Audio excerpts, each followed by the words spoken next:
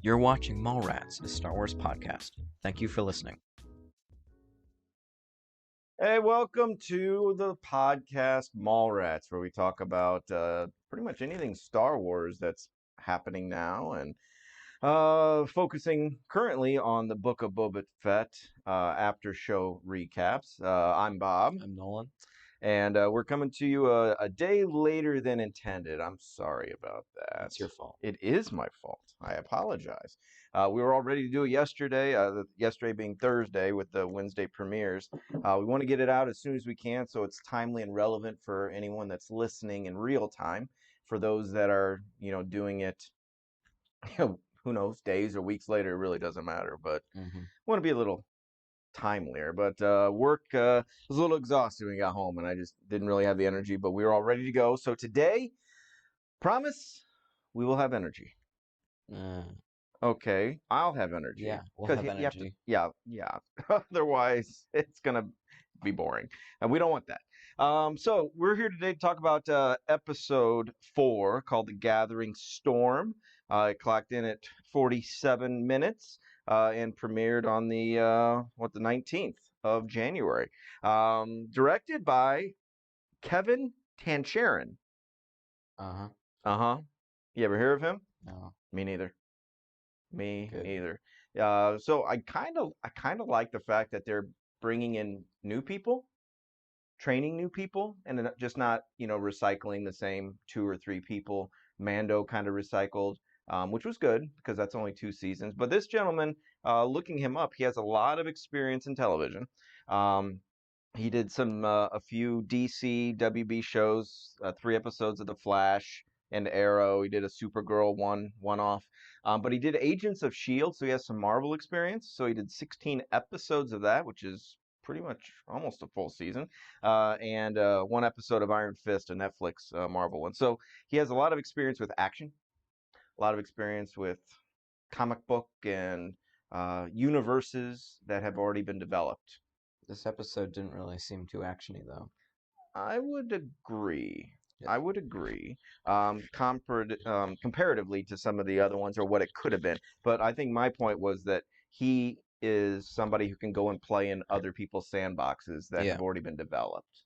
And he seems to keep getting work, so he must be pretty solid.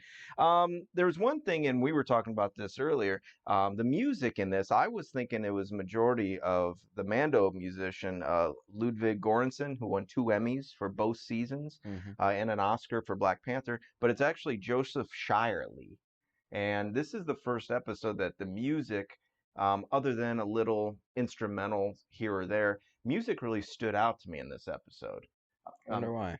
I don't know, but there were little callbacks and, one in specific. Yeah, well, there were 2, but the one at the end was like, oh, that's awesome. It happened twice, but it was But one the music during the modifier scene, it was just very techno, and it was just so not what we've come to think of Star Wars. My whole generation, anyone who I guess was just based on the 9 episodes movies, it was always just John Williams, just classical, beautiful scores. Loud. And this one was just very pop funk. And it was intriguing, and it played well for the scene. But so I don't think I've given this guy a shout out before. So he's there now. So I guess before we get into the scenes, what were your thoughts of the episode? Are you pleased with where we were going? We had a lot of hope for this particular episode. I think it went about how I thought it would. They're not going to go too far into the season without showing all of the trailer. Oh, yeah. The scenes of that. And the only thing we hadn't seen was the round table, discussion. And also in the flashback also kind of finishes up, and we sort of are done with flashbacks, I think. Yeah, I had jotted down that note. Do you think we're not going to go back anymore? I think we're still going to go back, but I don't really think we're going to spend too much time of an episode there. Sort of like how this episode was, how it sort of started out of flashbacks, then was in flashbacks, then it was majority out of it. Mm-hmm. I think it's going to keep doing that instead of just focusing on the past now, that we kind of have gathered everything that we need to. Yeah, there were a lot of boxes that were checked off with when we were wondering what's happening. Like in the first episode, how does he get out of Sarlacc? All of those were checked off boxes. Yeah. How he gets his armor, we found out in Mando. So the ones about Fennec and his relationship, and we'll talk more about that. Those got checked, and then his ship, which is something I've been thinking about. I can't quite remember if we've brought it up in our discussions of the podcast, but did he? I mean, he flew to Jabba's in his, ship. Why didn't he go get that? But so we get to see why in a little bit. With this being episode 4, we only have 5, 6, and 7 left. Which you said were the ones that the DP was Yes. very excited about. Yeah, the DP, the director of photography that we talked about, I think it was last episode, got started with Kevin Smith, and on one of his recent podcasts, Fat Man Beyond, he said his parting thing as he signed off, they were like, you can't spoil anything. You can't, Disney and Star Wars are pretty tight-lipped. But what do we have to look forward to? What are you excited about? Any 5, 6, and 5s 7. and 6 and 7? And so they're setting up all of the dominoes for a really interesting ending. Yeah. I mean, the Rancor from the previous episodes, him hiring Chrysanthemum, who Garza calls Santo. So that's a little pet name, I guess. But I'm really intrigued. I kind of think the exposition has, I don't want to say completely over, but I think we're ready for the rising action now. Yeah, it's pretty much over. The rising action is good. So I enjoyed it. I thought there were a lot of great moments. I didn't have as many kind of downer, distracting moments like I did last episode with, the biker gang on their little mopeds and just little things like that. And I found this pretty intriguing. Like you said, we start off with a flashback in a Bacta tank. And that's why when he comes out of it, the droid says later, you're fully healed. You're done. And if flashbacks only are shared during his Bacta, it's almost like signaling we're done. Oh. Yeah, I didn't think about that. You know what I mean? I mean, he can still have him in his dreams, etc. But every time he's had a flashback, he's in his Bacta. Yeah, I think it's the slowest and most inefficient Bacta tank ever. If it takes us 4 episodes to get rid of his scars on his head. Yeah, that's fair. Because in the movies, of course, you only see the tail end, but in the Darth Bane book that I'm reading, he gets he's about to die. Then, oh look, he's alive now in only 6 hours.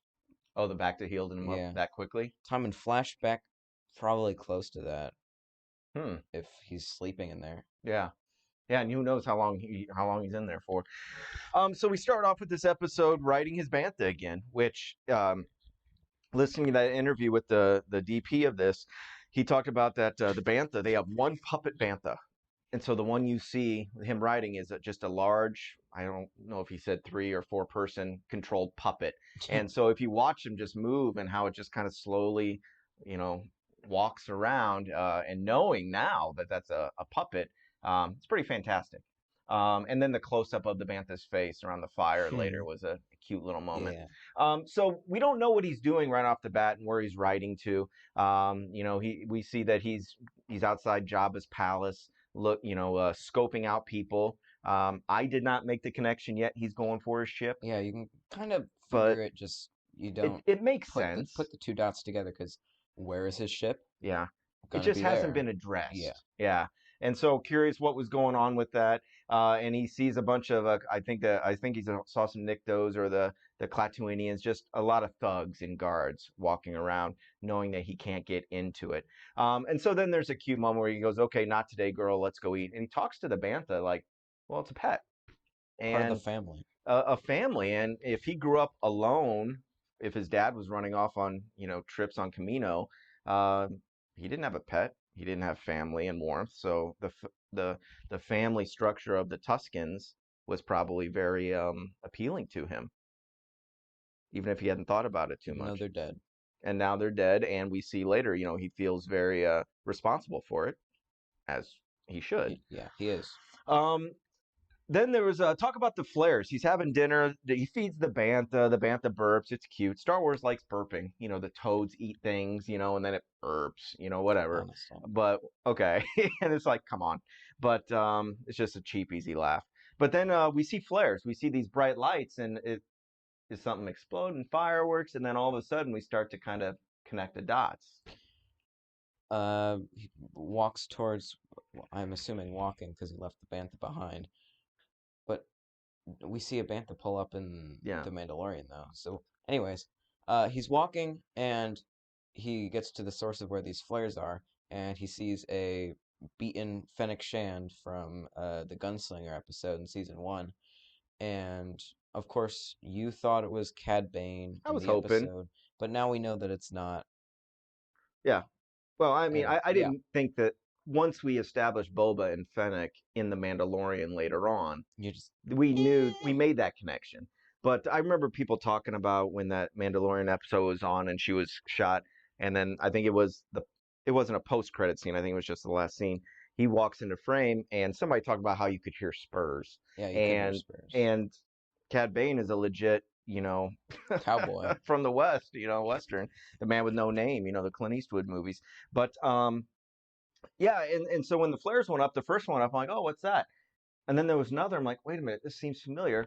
And then it connects it to that's when Mando and his other little guy, God, what was that kid's name? Um, Oh, Toro. Toro. I know him because the actor is Bobby Cannavale, a Broadway actor, TV and stuff more so, I guess, but in movies. It's his son, and so that's when they're charging her because she's going to snipe out, and so they have to blind her night vision. Toro Calican. Toro Calican. Toro. Okay. And so anyways, we don't see Mando, we don't see Toro, but he does get the bantha and rides over and scoops her up, and then he takes her to Mos Eisley to a modifier shop, a mod shop, where we see a lot of those kids getting the cybernetic whatever. Yep. So this shows us that when he hears about this, It's not the first time. right, these street urchins or whatever, he's familiar with it. And this is where the music played, and it was interesting. And a guy's in there doing surgery. It looks like a combination of a tattoo parlor, plastic surgery, I guess, in a way. But what did you think about that scene? Uh, I thought it was really interesting to see.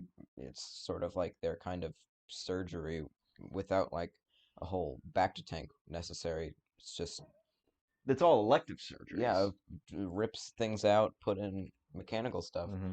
Uh, I noticed something in this part. It was really like right at the end of the whole sequence. There were two tubes going through that Yeah. sort of filled with liquid, and they were blue and red, which reminded me of like arteries and veins. So I don't know Oh, if that was being like special little blood ducts, and one was with oxygen, one was without, which would make it blue if it had interesting. oxygen. Okay. I did. Science. Yes, I looked at it as Just uh, hydraulics. probably, yeah. The blue, obviously, I was thinking it was more that, and then the red could have just been he reconnected her blood supply. I love how you made the, the anatomy connection. I don't know, you just like see the pictures of all the circulatory system, and they're Yeah, all yeah. designed out. That guy was interesting. He's listed as the modifier. He's not an actor. He's a music guy. His name is Steven Bruner, or he goes by the name Thundercat. Thundercat. I saw that. Thundercat Ho. And it said he contributed a song or something to the Venom 2 soundtrack was kind of his main thing that I Oh, saw. But I thought he was interesting. I mean, I didn't notice. Oh, you're a non-actor. I thought he was fine. He provided information. Not information, but when not Mando, Boba, uh, walks in, she's about to die. He goes, "Well, you should have led with that anyways." After he drop dropped a the bunch, coins. dropped the money, you pay. I'll take care of it. I liked watching him go to work on her. He had this right arm that just had all of these. It was like straight up Inspector Gadget. Do you know what I mean? Just Yeah, all of these things that could just pop out multi-purpose here or Swiss there. Army knife A arm. very much Swiss Army knife. And so it was just a cute little scene. And then like, okay, well, that's how she got cybernetic midsection. There goes, swimsuit season, and they don't cover it up with, synth flesh or anything. And yeah, and so that we can go out to the desert, and she wakes up. and he hands her a melon. She doesn't know who he is. If he wore his armor, she probably would know, but Yeah. he's doesn't have that. Boba Um, Fett is dead. and she looks at her stomach and is like, "What happened? What did you do to me?" It's like if you see any sort of movies where people get kidnapped or wake up in a tub of ice, with a sign that says, we took your kidney or whatever. She goes, "What did you do to me? What did you do?" And he goes, "Well, I saved your life. I saved your Yeah, life." that's And accurate. that's where they and I there's a lot of fireside chats in this episode. And I really thought that Tamura Morrison, who's playing Boba Fett, he's really, I mean, I think he's doing a nice job acting, and it's Yeah, very subtle. And his face, which is completely acid, scarred at this particular point, but there's such intensity. he's very commanding for a 61-year-old guy. Oh, is that how old the actor is? Yeah, And really, I don't know his work outside of it's just Star Wars. Aquaman and Star Wars, because he's Arthur's Yeah, dad, he was the dad. Nicole Kidman's husband. Yeah. Well, husband, second husband. I don't remember. She ran away. But anyways, and so I'm really getting to see him do his chops. And when he's kind of sitting in his chairs, as Boba in the present, you see just a calmness in his eye. I don't know. I'm seeing choices being made that are very subtle and yet very strong. Very strong. Especially if he keeps saying I'm Boba Fett. He says that a Fett. lot. And Fett. respect Fett. Um, and so yeah, so he says I'm Boba Fett. And she goes, Boba Fett's dead, and he knows who she is. He recognizes her, which plays in line with that. There's bounties. They probably just knew each other. Like, not know each other, but they exist. Well, Like, he if knows she she didn't exists. know him because he didn't have his stuff, yes. Well, nobody knows who Boba Fett is under the helmet Well, at this point, I guess true, because but he's I a don't think he goes quote-unquote by. I Mandalorian. don't think he goes by that creed necessarily. As Quote unquote, but nobody's really seen, not in the movies or. But when he meets Mando and he's taking his helmet off and talking to him, and and he's like, "Where'd you get your armor? I want it back. You're not Mando. Do you follow the creed? All of that stuff." Yeah. But remember, he was a bounty hunter, and that's why the kid Toro was looking for her, because there was such a big bounty. So people are always looking for her. In the Believer episode, she can't go in with Bill Burr because she goes, facial recognition, I will show up because I'm wanted by the Empire. Uh-huh. So she's known, and he respects her, and so he recruits her to help me get my ship. I need to get my fire spray gunship. And He Star could Wars have picked a fans better took a name. deep breath. Why?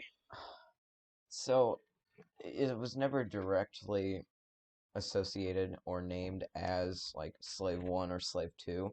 It was like on the Lego sets, in the games, everything else. In the books, In the books. comics, I don't Slave One, I don't know if they're really just changing the name just because like it's slave, but I because it's where it's. I mean, we've been okay with it all this for time. a very long time. Well, what's changed? Disney. Disney purchased it.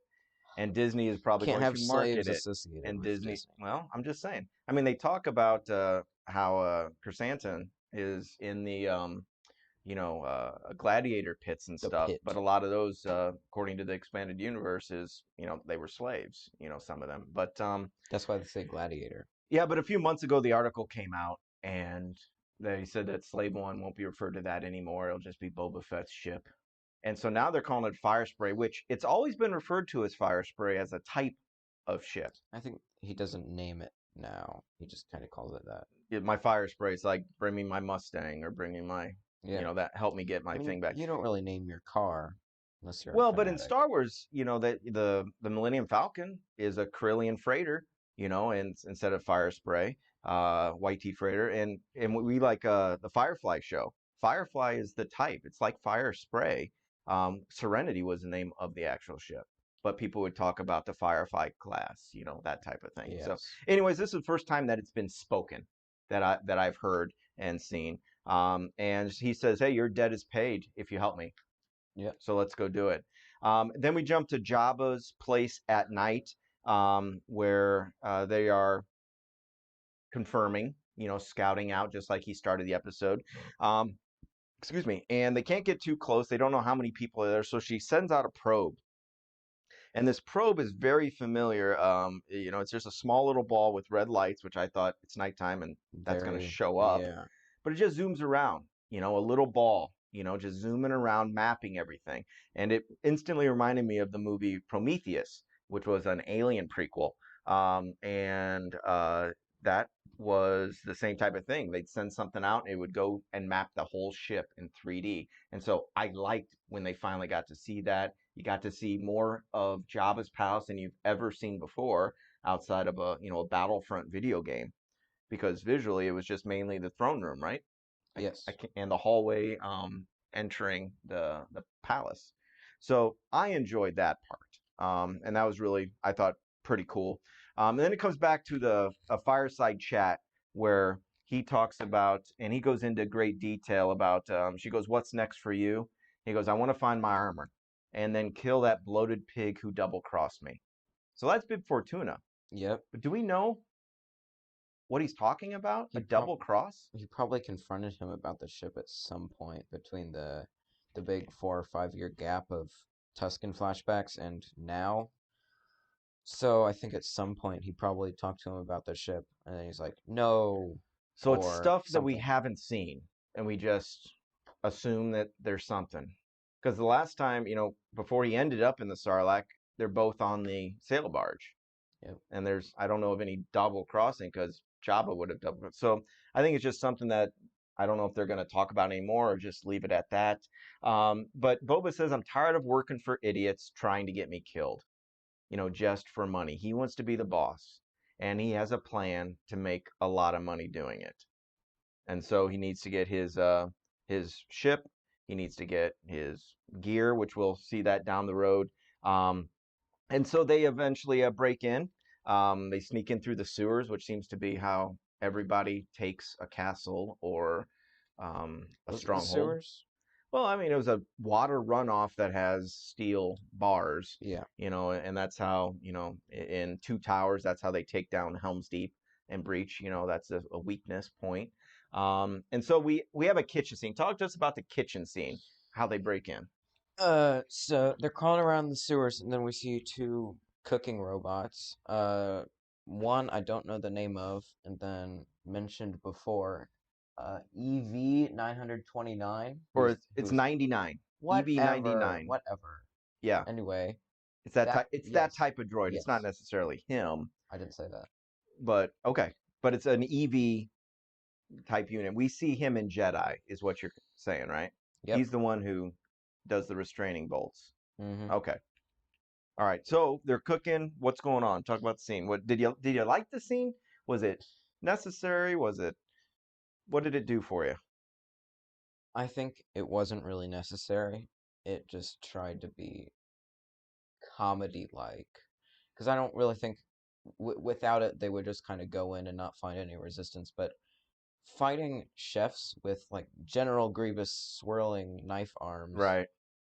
That was interesting. it's kind of weird. So, anyways, they bang on the grate, and EV-99 is like, "Are those the rats again?" Goes to check it out, and then he gets backhanded with the grate, and then it's a battle.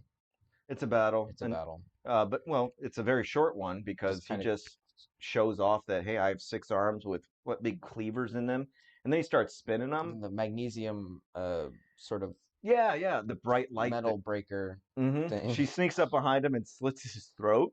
I mean, if you think about it in that regard, then the head just falls off. But okay, that was easy. They dispensed them. They shouldn't have had much resistance. But then it was kind of cute. They had a little droid that I've seen before in the Clone Wars cartoon. I didn't know what it was called. It was called an LEP droid. Really short, kind of waddles, has these antenna/ears that move around, and he has expressions. And then Boba got to chase him around. It was just complete comedy, climbing around. Then Um, the greatest part of the oh, episode probably maybe. picks him up, about to interrogate him, like some classic old Rattle 'em Boys movie, and then it just opens this little thing on his chest and then hits its power button, sort of like taking a cyanide pill, which is Oh, you're right, just all of a cyanide. sudden Well, he just goes, "I am over. Boba Fett," and then Then just he flips his own flips it and switch. he just dies. And it goes, "Oh," and you hear a lot of little noises like you would have heard, from the sequel movies, with BB-8 or R2 even, that have a lot of emotion in them. So I found that moment cute, and it was fine. I was okay with it. It didn't take me out too much. And so they finally end up in the hangar scene. I guess no alarms had been tripped, but yet two Gamorreans come running in, like something has I happened. don't know. I don't know. So they dispense of those two Gamorreans, and then an alarm actually sounds, and then everybody descends on there. Where Boba jumps into the ship, tries to get it fired up. It's been sitting there for years, which kind of is interesting to me. Why wouldn't they have, I don't know, done Gotten rid something of with it. it? Sell it, modify it, use it. That would have been a good quote unquote double cross is selling the ship. That could have been, I yeah, wish that it would have been was, good. but no. Or yeah, maybe he had tried to get it back and the dude didn't let him, and yeah, Anyways, yeah. are we done with this part? I think so. They blast out of there. It's Yeah. really a Fennec show Yeah. where she gets to Just fight shoot and him. do stuff, and then she has her hero moment where Spin a guy they into the can't ship. blast out of there. She has to shoot the weight that's holding the door, and then as the door's closing, the last hero shot, she just looks really content, Hmm. and I like that. So right after this, we go sort of flying as like a, I don't know, some sort of a heartwarming part with just flying around. He's back with the ship. Great moment. Oh, Uh, riding off in the yeah. sunset, yeah. Here I noticed I watched this like 3 times Oh, yesterday. nice. Uh, just this one part because I think I noticed something. They're Oh, doing this panning shot of like the sky before it gets all bright and orange, and then you see 3 moons, which I thought was interesting. oh, up in the corner. Yes. So Moons or other planets or they were something. moons. Okay. Apparently, Tatooine has 2 suns and 3 moons, which I just think is too extra Interesting. than it really needs. Yeah. Huh. I didn't think about it too much other than, yeah, it was pretty though. It's Then beautiful. right after this, we go Yes. have a lot of fun. A lot A of revenge with lot of no revenge. dialogue. Just a flyby. You see these Beautiful the shot. Nikto biker gang. They're just riding. They're fine. Nothing happens, and then you just see this in the background. The slave a fire spray Yes. goes down and then just lays waste to everybody in like 10 They don't seconds. even see it coming. It just They're just comes, dead. drops out of the clouds, silently shows up, and he just wastes them. I don't really know how he found them in the entirety of everything I don't know. without like knowing where they go. I don't know, I but don't know. it was beautiful. And then, as much as a massacre can be beautiful, but the moment that he looks over at Fennec and they just kind of have a moment where they look and then a slight nod, like good. And he's like, Now they're done. now we're good. So then we jump over, or he sails over because he has some. What did he say? He had scores to settle. Unfinished Oh, we talked. business. Yeah, but after they get the ship, he goes, "Where do you want me to drop you?" Because her debt's paid. I'm going along for the And ride. she goes, I'll go along for the ride. Where are you headed? Well, I have a few scores. I'll go along because, well, he's capable and she is a wanted person. And so she's safe-ish with him, it appears. So she'll go along. But this next scene was really interesting because they flew over the wreckage of Jabba's old sail barge and the Sarlacc. And then I love the gyroscopic nature of his fire spray, Just sort of how it's floats. going very slow and then it pivots so they're facing straight down and they start to enter. What are they looking for? This is where I'm kind of, is it a plot hole? I'm confused. Yeah, it is kind of a missed detail. Maybe he was kind of in a fugue state, but he goes looking for his armor, which we see him in the first episode flashback. We see him crawling out with the armor, and then the Jawas take it, and then you see it in the Marshal how Cobb Vanth takes it. So obviously it's not in there. I wonder what he was really looking for, or he was actually looking for his armor and he just doesn't know. And that's my thing. I'm like, maybe he had a concussion and forgot, but how did he think he escaped If without the yeah, if armor? he says that Fennec says that the acid will have burnt it, and then he says Not Beskar. not Beskar. Yeah. So obviously how did he get out? I don't. Yeah, and I don't want to keep. I just that seemed like is it because he's older? He's forgetting now, but he forgot where he placed the remote. I mean, it was 5 years ago. It was, but I mean that's his identity. He says in this at some point, why don't you go ask Bib for the ship? And he goes, well, I'm a lot. What do you say? Like I'm a lot more intimidating with it with my armor, Yeah. and so they got to sneak around. And so they're creeping down and they're actually entering the mall of it, and they're just slowly looking around. And if you go back and watch the first episode, when he blasts out and fire and then he rebirths himself out of the sand, you see two tendrils just laying there limp, like they're dead. Well, I thought the Sarlacc was dead. Maybe it was knocked out. no. In the first one, that tendril that you claim is dead, you can actually see that it was the one that Lando shot in the movie. The one that like Oh, you it think? it it was. It was the one that was just laying there. It was separated Okay. from the actual Sarlacc. Okay. Yeah, you forget about those. Okay, very good. So anyway, so I guess he burned a hole out of its side, and that thing can heal, I guess.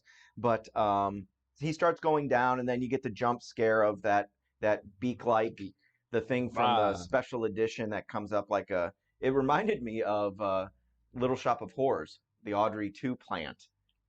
Feed me, and it just comes out and grabs at them. The tendrils lash out, and he's trying to blast away and can't until they escape by. Probably, I wouldn't call it fan service, but everyone loves it. He drops one of his it was like Like a sonic bomb or Sonic charge something. something. No, it yeah, something charge. Seismic charge. Mm. Anyways, Fennec presses an overhead button and it releases one of the seismic charges and barely, very barely tips over Yeah. just right into the hole. Which you think in space you see just how big the explosion is. Mm. It probably would have hit them if we were using any sort of logic here. Well, we've seen it blow up before, and it's a lateral, It's just huge though, and side to side. in space, if it looks that big compared to the huge asteroids that you see in Attack of the Clones, Mm. it would have, I don't know, done something. But it falls in and then it just goes off, and it's great because it's under the sand, so there's not really any damage. But then, I don't know, you kind of see the wreckage kind of tremble, and it's like Mm. it's the sinkhole, but there's no sinkhole. It just kind of It moved. just shuffled, exploded and made some like an underwater explosion, that water's got to go somewhere, right? With Up. the displacement. And with this, the seismic charges that we've seen have shot out sideways. And so they were technically over it. So it wouldn't necessarily vertically got them like an atom bomb mushroom cloud goes up, Unless you they were know? unlucky Yeah, and unless they were tipped up. unlucky. But they got very lucky by dropping that bomb and it just slides off Just and barely. falls in. So I think that that's one's dead. So um, he couldn't see the armor, and so the next scene we have him rappelling. Well, not down. We see him coming up. So he actually went down without armor, and he comes out all burning, acidy again, and he can't find the armor. Yeah. And so that's where it was like Why I would he went go back back. I in? went back to check the first episode when when the Jawas come. He actually grabs one of the Jawas' ankles before he gets knocked out, right? And then the Sand People show up and take him. So maybe he doesn't Some remember the sort of Jawas concussion, picking him up, maybe. but so he has no idea where his armor is at this particular point. So that's where some sort of flashback or something is still needs to. How does he hear about Cobb Vanth? How does he hear maybe about Mando showing up? I don't know. You can just probably ask around. We don't really need a whole flashback for it because all Mando had to do was just go to Peli and just ask, "Have you seen any Mandalorians?" Just directs them to Mos Pelgo. But remind me, wasn't there a rumor of a Mando on Tatooine as the reason he showed up? Probably, but it could have been Boba Fett. Well, he wasn't running around in his Yeah. gear, so that's not. And additionally, he's obviously in with the Tuskens, and they were dealing with Tuskens in the Marshal, so He might have been around there, Might or just have. gotten lucky. I don't think it's a huge plot hole that needs No. triggered, but I just found that interesting. And so after he comes up and he's burning and he's more scarred than he's been before, he has no eyebrows, you know, and they're sitting on the campfire and they're still talking about his goal of being in charge of a family. And he says, "Yeah, I need brains and muscle. You have both." So he's very flattering to her, and she turns him down. I was always wondering why he was so scarred. Like, if he says it's not Beskar, then how would it have gotten through Beskar? But obviously now we know that he was just burnt in the thing. But we didn't know that he went back in Yeah. afterwards. Well, but he was scarred with the Tuscans though too. So some acid must have gotten on him and burned, and the sun bleached Yeah, him, and yeah. from laying in the sand. I don't know. But so she turns him down. She goes, "I value my freedom. I'm an independent contractor." She goes, "I'll work for you." I'll offer you loyalty. Yeah, I will offer you loyalty. And the thing that I think gets her is when he says, "I'll pledge my life to protect yours, and I'll cut you in." And so he's looking for a partner.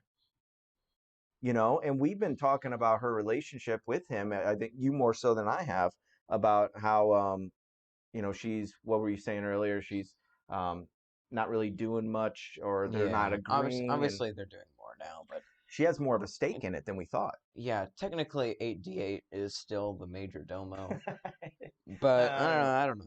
I think she is, in that she speaks for Boba. He's more the protocol droid who informs them of Yeah, things. like um with the Night Winds. Yeah, yeah, yeah. Good. And he says the line, she says, "Oh, you're soft. Tuscans made you soft." He goes, "No, They made me me made me strong. strong. You can only get so far without a tribe." And that's really interesting for somebody, a bounty A hunter, bounty who hunter. very solitary life, especially from what we know of him and even Django Mando. and Mando. And so now we cut to the back to Tank, and we get the shot of him killing Bib again, which we see, as the after credit scene of the last Mando episode, just to tell people or show people who didn't see it. I think it was just like with the whole salamander go crazy like His drug trip, fever dream, yeah, how it kind of like layered things together, and his flashbacks coming in and out of the tank. Like the first time you see when it was called Slave One fly right, by, you see he's sad with his with Django's helmet. yes, I all just those think it flashbacks. was a part of that. Part of that. And for service of the audience, just for any of you who didn't see Mandalorian or watched to the credits, Here's a recap. he talked about killing Bib, but now you actually get to see it. Good. So now we're present day. We're present for the remainder, which is where we thought this episode was going to be about. Not so much. Well, we knew that the main thing was that he has to plan for the Pikes and have that table scene, Which we finally had. which we did, and that's what we were thinking that was going to happen. But we don't. We find out. Oh, this is where the droid says, "You are completely healed. Congratulations." And if you look, his Congrats. eyebrows are nice and full now. All of a sudden, I and don't then think. he goes, "What about the scar? But what? What's her name? Fennec." She goes, "What about the scars?" What Yeah. about the internal scars? Those take longer. We find out the mayor's missing. Fennec refers to their biker gang, the Mods, not Mod Squad, but the Mods. The mods. And the major domo is singing like a Yuzum, Yuzum, which I'm like, I've heard of before, but I don't think it's it's not as famous as the Trandoshans or Mandalorians and stuff. So I looked it up, and it's the special edition in Jabba's palace. It's the weird looking goat man Yeah, the goat guy is like, goes, ah, and his "Ooh, yeah, uvulas bah, bah." flapping. Yep, and they zoom into, yeah, and so it's that guy. And so obviously now we have it, and Boba goes out, and she goes, "No, it's staying." He goes, I love this line. He goes, "Power hates a vacuum." And so we need to be out there. We need people. We need to figure this out and lock things down, and make some decisions. Kind of paralleling to 8D8 in the last episode, saying power vacuum afterwards. After Jabba died, Yeah, after there was Jabba a died. vacuum, and that's where Whoops, things everything's changed. gone. Everything's done. And so now where are we at? So then we cut to the sanctuary. I think we've been there every episode almost. Somewhat. And we see Chrysanthemum sitting there drinking. And then he takes a sip, sets it down, takes another sip, and he's getting angry. And what's he looking at? He's looking at these Trandashans, and you told me that they used to hunt Wookiees. Well, in the expanded universe, yes. Trandoshans are nerd here, but famous for their hunting. They'll hunt anything and everything. And Wookiees and Kashyyyk was close to their planet. In the Atlas and such, they were neighbors, and so they were close. They were enemies. They were rivals. And if you look back, the head Trandoshan, Doc Stacey, who was voiced by and played by Robert Rodriguez, the first time he's providing a tribute to Boba in the first episode, it's a big Wookiee pelt. So, anyways, Chrysanthemum is sitting there watching. There's anger. They're winning at gambling. Having a great time. And he goes over and just whomps on them. Not that they put up much of a fight. Just slam into a wall. Some guy broke his back on a table. Yeah, there was a crunch. Oof. And then, so he's getting ready to rip the arm off of a Trandoshan. And Garsa comes in. Talk about Garsa. This is the most she's ever spoken. She gets a little monologue. It's her kind of controlling cult-like sort of thing. She's just like addressing him like, you've already won in the pits. You're famous enough. You were a legend. You don't need to prove yourself anymore. But right, yeah, it's just long and it's calming. And it calms him down. And it's somebody who maybe they deal with drunks or deal with gamblers. They have a manager has to calm people down. Yeah, and those traits that made you legendary, that were awesome, they're now considered cruelty and horrific. Don't do it. Right. And so you've been drinking a lot. You've got a big bar tab. Just set him down. I'll pay your debt. We will pay your debt and you'll be fine. And you're like, oh, okay, this is good. Things are fine. No. Then he rips the dude's arm off. She rolls her eyes and walks away. It's like funny. Then it's great. It's like what Han said. Well, the Wookiees don't pull your arms out of your sockets; they lose. Yep, that line.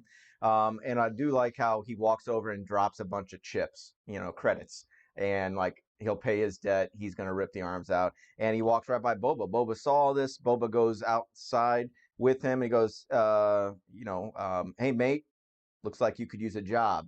And this, I got excited because I'm just trying to think these next episodes. He just seems like an interesting character. Dynamic. Yeah. The unspeaking. And he's going to have respect for Boba. There's no way he can say no after Boba saved, his life there. Feed and him to the didn't kill him. So now we're at the table scene. The table scene finally opens up. Fennec's reminding everybody that they were very prosperous under Jabba before Bib took over. And, the mayor got money. And, with they talk about Bib having guile and treachery, and he outsmarted you, and he were so well off with Jabba that listen to Boba and everything's going to be fine. But they don't want to hear it. They don't want to hear it. They don't want to hear it. Why? They could easily, like, as the guy says, what's stopping us from killing you and taking what we want? They have their own land. They're already doing fine. I don't think they really need to get into a whole war, a syndicate war with the Pikes. It's just not very leadership-y. I think they right now they're in charge of their own areas, right? Yeah. Are the Pikes causing them problems? No, it's like how the Pikes said. Why do they need to pay two safety fees or whatever for being on their land? Protection, yeah. Paying the Niktos and them. And so they're just talking, and they're being very kind of confrontational. The Aqualish aren't very saying much until near the end. Right. And in the background, it was kind of all, stringy and chill music, but it was basically like a Godfather reference on all levels here, because I found the table scene online, and it had like very, very similar music. So really? Yeah, they're taking a lot legit of allusion to that. A lot of Well, when George Lucas, he had to re-edit Star Wars a few times, and he didn't like the way it was first edited, so he cut it together to show them the TIE fighting, the when they blasted out and escaped the Death Star in the original, and he found some old movie of I think they were World War II planes, aerial combats, and he cut together sequences from that, and it's almost shot for shot what they ended up using when Luke's down and Han are shooting at ties. Great, I got one. Don't get cocky, kid. That scene. And so I think they would do that as needed. Yeah, Boba says I have no designs of your territory because right now they're kind of the bosses. The Pikes, they're drug runners. They make money off drugs, and Doc Stacey, the Trandoshan, says, we make money off the Spice. We're good. Why should we bleed for you, Boba? That you have a problem with them. You'll make more money if you side with Boba, which is Well, that's what he's basically what saying. he He goes, says. I don't want your territory, so you can keep your territory. I don't want anything. Just work together I don't against need the tribute Pikes. from you. I don't need quarter. I expect none either. I have mutually beneficial. And so he ultimately says, what's the proposition? Band together, kill the Pikes. No, Get them out of because here. they said no to the Pikes. And he goes, okay, then here's what I offer. Don't side with them. If they ask you to go against me, stay neutral, is what he said. And so, wait a minute. So you guys, Boba, you're asking me not to, I don't have to give you anything, and I don't have to fight with you. I don't have to get my people killed. It's not going to cost me anything. Yeah. So all he has to do is just stay neutral if the Pikes come after me. And they like that. And that's where the guys that they said Boba says, I'll fight them alone. I'll fight these interlopers and I'll make the streets safe again. And the last guy who was like, why don't we kill you? The Klatooinian, the dog-faced one. He goes, I abide. So I agree. And he was the last one to consent. And so while they aren't necessarily joining his army, they are saying we're going to stay out of it and we'll just watch from the sideline. So, why don't you take it home here? We got the final scene of them on the balcony watching the people leave between Fennec and Boba. Oh, you forgot to mention the Rancor scare. Oh, okay. Oh, that was after the Klatooinian goes, "What? Why don't we just kill you? And take What's whatever going to we keep want. us?" And then, yeah, that's Bang! Clang on the metal from below and basically saying, you side with me and he'll stay down there. Otherwise, we're coming for you. the banquet table is set up over the Rancor pit. And so you see the Rancor's claws come out, and Boba takes some food and he feeds him. He goes, I think he's a little hungry. And I love it because he didn't respond to the threat, just, I think he's hungry. And I saw that as a subtle threat, passive aggressive or blatant, whatever he wants. Threaten me again and we'll see what happens. And the loud bang didn't even make him jump. He just sat there. Yeah, and he just feeds him like a dog or a pet off the table. And so, yeah, that was a good scene. So we're at the very end. Balcony, as they seem to end every single episode. Yeah, the last two for sure. They're just standing there talking, watching everybody else leave, and then, like, we're gonna need more muscle. You can purchase it if you know where to look, and then you hear the little Mando leitmotif go off. Yeah, little something. Then credits. And so that's leaving us to think the Mandalorian. No wonder he's so excited about Din 5, Djarin 6, 7 is going to show up, and that would be awesome. And no, what's interesting though is if he never takes his helmet off, it doesn't even have to be Pedro Pascal if there's a bunch of fighting because he always has his stunt people fight. They just need him to do the voiceovers. It's gotta be. I hope so too. But yeah, she asks him. She goes, do you trust him?" He goes, "I trust them to work for their own self-interest. My deal's better than Pike's. They may be stubborn, but they know the Pikes will take over the planet. It'll start here, and they'll eventually have to bow to them. And so he knows that they're going to act in their best interest. But either way, we must prepare for war." And that's why she says, "How much treasure do you have?" And he goes, "Oh, I got enough." I've got a few credits. And she goes, "Credits can buy muscle if you know where to look." I wondered, why wouldn't Boba think about that? He's already hired the mods. He's hired Chrysanthemum. He's recruiting muscle too. I don't know. Maybe he just wants to keep it local. Local? But I mean, he's got, who knows? Maybe he can go and get Dengar. Maybe he can go get Bosk. Any of his old connections from the movies or his adventures. But if you build these relationships with these people and like you're still paying them, but they're loyal to you and they're not hired muscle, they're gonna like I don't know, they're gonna stay loyal to you even after this war is over. You're gonna gain a following, The which is following's what he good. needs. He wants a following, but in the present, I mean, he's fine with mercenaries, and so and if Mando's coming, is Mando coming along? When did he hire mercenaries? He needs to How hire is he? You mercenaries. said he was fine with them. He's not fine with them. He's not fine He with hasn't them. used them. He's going to. That's what Mando's going to They'll be. just tell him to do it And because he's got the money. he's heartwarmed now Heart warmed. because he got rid of Baby Yoda. So and that's something that's interesting. We'll find out what Mando does because with the season that they're shooting now, that we'll get, who knows, a year from now. What does he do immediately after Grogu, and what does he do with his time and adventure? And if he gets recruited here, does he come alone? Does anybody come with him? Is it just him? I'd be fine with just I him. think he'd be alone because he's not going with anybody right now. Well, he doesn't have a Razor Crest. Remember Yep. his ship blew up. Cara Dune's not going to be there because she got fired from Disney, Oh, right? right. Yeah, and so the last we see her, she's on the bridge there when Grogu leaves. Um, What happened? she had some stuff online that she had said and taken different ways and was very outspoken Huh. with unpopular opinions and then Disney just no, she's not No. going to be returning. They said, Bo-Katan maybe.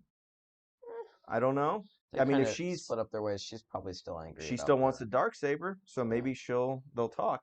Mayfeld, because here's the thing, they Probably. talked They kind about they kind of just let him go though. they were going to have another Disney Plus series, Rangers of the Republic or something of the New Republic, and it was rumored that she was going to be the feature Cara Dune, and maybe somebody like Mayfeld, put together her little crew and go around the galaxy, and that's what that was supposed to be, and I think that might be dead at this point. Yeah. It's It might be. Um, Gosh, the only other people with names that are still alive or aren't bad guys from it, we've already seen. There's the armorer, armor. from Mando. If she would show I up, think I mean, she's a great fighter. We she saw. probably died off screen though. I hope not, but a lot will get cleared up. But what about Cobb Vanth? He's already on planet, They'll and probably get him. I Boba mean, has his yeah. armor. Not that he ever met him, but he knows of that individual who's still there. And I don't know what was it, was it Pogo. Pelgo? I don't know how far away Mos Pelgo is, Probably very. but if he's got his starship or fire spray, he'll be able to find his way pretty easily. Um, yeah, I just found it weird that Boba didn't think to hire Muscle with his treasure and that Fennec had to bring it up. I just found that Yeah. weird because I pretty much guarantee, he's been hired out for work before as hired Muscle, not just to go and find bounties. But he did say that like don't work for scug holes or something like that. And then there's also he talked about he doesn't want to put like anybody else under that like non-loyal stuff. So if he does get a mercenary, I think He I wants don't to know, rule it with would respect, yeah, like you it would said. just seem So kind of out of character now that he's different. yeah, he's different. He wants that power. He wants to make money. I know I want to protect it. Any other parting thoughts of this episode, or things you want to bring up, or things that were of note? I didn't see Chris O'Dowd. That's really it. No. And I was thinking about it more. We've gotten one IT crowd actor in each series, so it's not going to be this series. It'll be the Kenobi series that he shows up in, or Andor. Okay. That's my guess. I'll So, place that bet. so I don't think he's going to show up in these next three episodes. I think they'll just do one at each time. And then plus they'll hear this podcast and be like, that was a great idea. We didn't think about that. How much are we betting on this? None. Respect. We got Because when there this, is no if respect. this is like hitting a one outer in poker and calling, it's going to be the two of hearts. And it's two of hearts, you'd be looking at me like, wow. So I'll just take that. Okay. I'll just take that. Okay.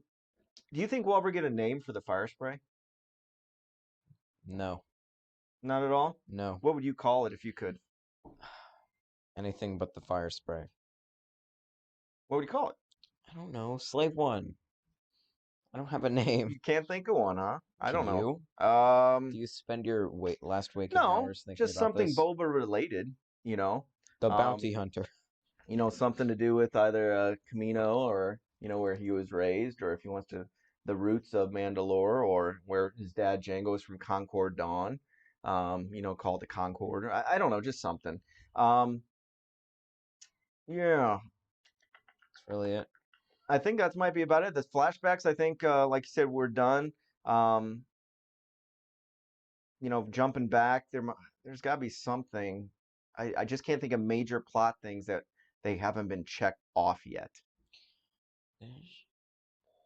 Can you, off the top Um, of your head? obviously, you already said how he gets his armor back. Yeah.